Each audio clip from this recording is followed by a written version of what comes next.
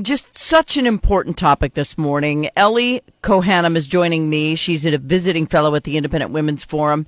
And what's happening to the Jewish community here in America right now is just not even just unacceptable. It's horrifying. Ellie, welcome to the show.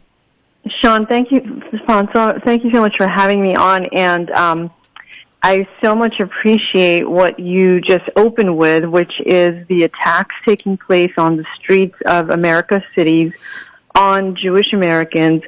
I just wrote an opinion piece in the Washington Examiner, and the title of it is Jewish Americans See Our Worst Nightmare Unfolding. And it literally is our worst nightmare. It's not something I think any of us imagined, to see Jews literally being viciously, physically assaulted and attacked on the streets of New York, Los Angeles, and it's not something that any of us imagined would ever happen in our lifetimes in front of our eyes in the United States of America, which is the greatest country on earth. And you know what's weird to me, Ellie? The national media, the ABC stations, I like to call them, or the alphabet soup stations, of which we are an affiliate, I just don't agree with anything they say, they will cover this. They will give it 30 seconds of airtime saying, oh, another attack happened. But they won't act like they're outraged like they should if you attacked one of their pet projects. Okay? So this upset my oldest son's godfather was a Jew. And he's like, I don't think I can be his godfather because of, I'm not the faith. I'm like, only one has to be. We want you, Herbie. So he was the most wonderful and magnanimous man, and I don't understand how someone can hate him because of him being a Jew. I don't get it.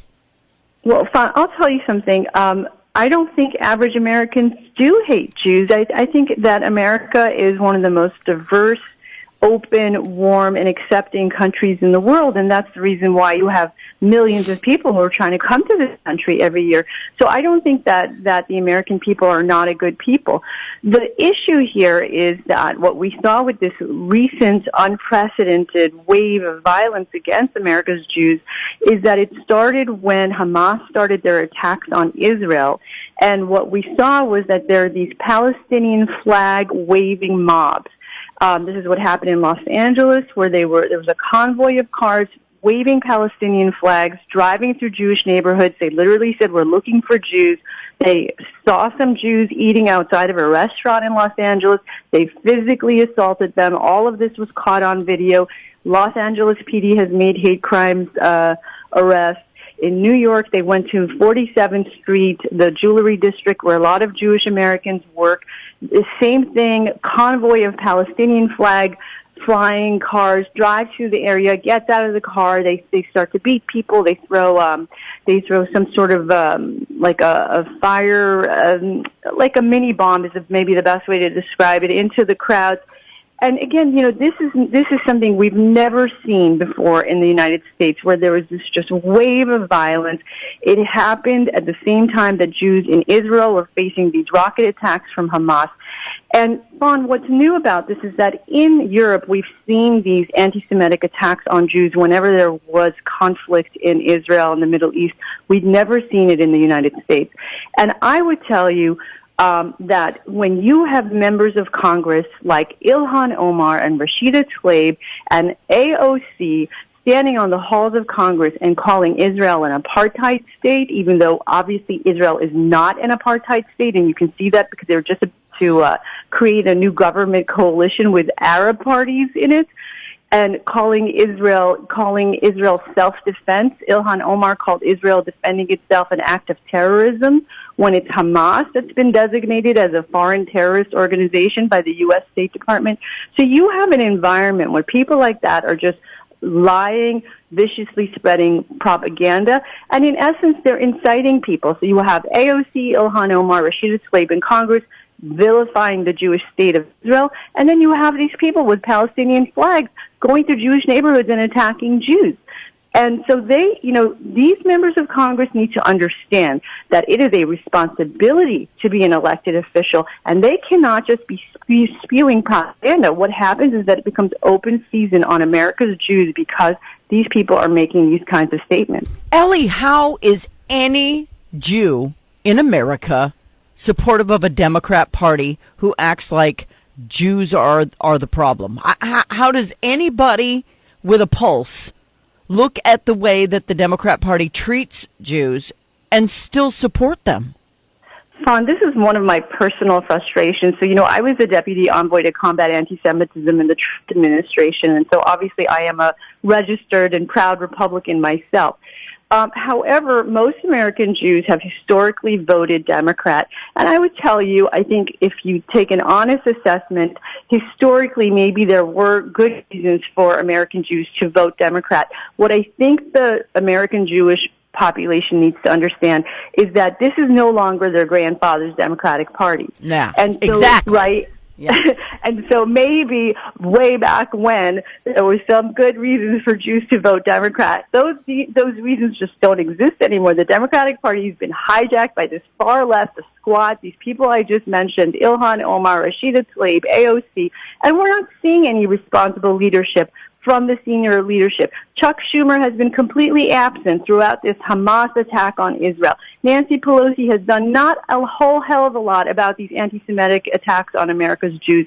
So that Democratic Party that used to exist in our grandparents' generation, they're gone. They don't exist anymore. And I do think that, I hope that American Jews understand that things are shifting beneath our feet and we need to face this reality. And Fawn, I really want to thank you and people like you who care about these issues. You care about these attacks on American Jews, and you're letting the world know, and you're letting these evildoers know that we won't tolerate that in America. I won't tolerate it in my life. I had somebody riding in my vehicle who said something and then said, "and the Jews." And I looked at him and I said, where the hell did that come from? And I was so angry. We got in such a heated argument that I put him out on the side of the road because I can't have that around me. I'm like, you can walk wherever you need to go because you just lost your privilege to even be in my world. So go over there. Because he was saying, Israel's launching rockets at Hamas and blah, blah, blah, blah. And I said, don't start nothing, won't be nothing. You start shooting at me. You think I'm going to stand here and let you shoot at me? You've lost your ever-loving mind if you think I'm going to put up with that. Exactly right. Every war that Israel has ever fought has been a defensive war. And really the only way we're going to see peace in the Middle East is if the Arab countries understand that Israel is here to stay and that they can handle the idea that there's going to be a Jewish state in the Middle East. Israel is an ancient country, an ancient land. Abraham, the Bible is commanded to go to Israel. That's how old Jewish history is. We're talking thousands of years of Jewish presence. The Jews are indigenous to the Middle East.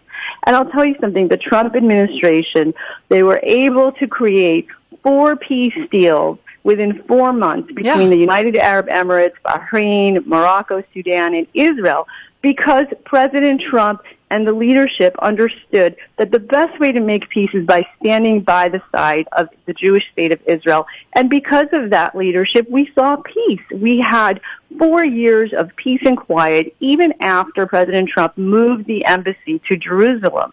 So that was what we accomplished in the 4 years of the Trump administration. Now you're less than 120 days into the Biden administration, and already you have war breaking out in the Middle East. You're seeing chaos everywhere, including our southern border. You're seeing Jews being attacked on the streets of the United States. There's no good reason for it, and so much of what we're seeing with this new administration is that they're taking policies that were effective working under the last administration. They're just reversing policies for no good reason, and people are paying the price. Yeah, they're reversing them because it was Trump's idea. So they're like little petulant children who just want to reverse a good thing because it wasn't their idea. It's just petulant. But, exactly, the one good thing that is happening right now that isn't getting enough attention is that I know I'm going over because this is important. There are Arab countries who are not jumping on the bandwagon this time around like they used to. So some of them are sitting back and saying, you know what? We don't really care and mind all that much that there is a Jewish state because we're doing business with them, and they're not the horrifying people you all are saying they are. They're figuring it out on their own after Trump brokered the peace deal so that they could start speaking and doing things together. Some of them are sitting back, and that's a good sign. You know what, Fawn, you're exactly right. It is a good sign, and obviously, you know what took place with the Abraham Accords and everything that was done to create peace in the Middle East under the Trump administration. The success of it is exactly what you're saying is what happens next, right? So you do have a new administration in the United States, and what you hope is that all those countries in the Middle East, they continue on the path of peace and prosperity, and they build bridges between each other, and they see peaceful coexistence between each other.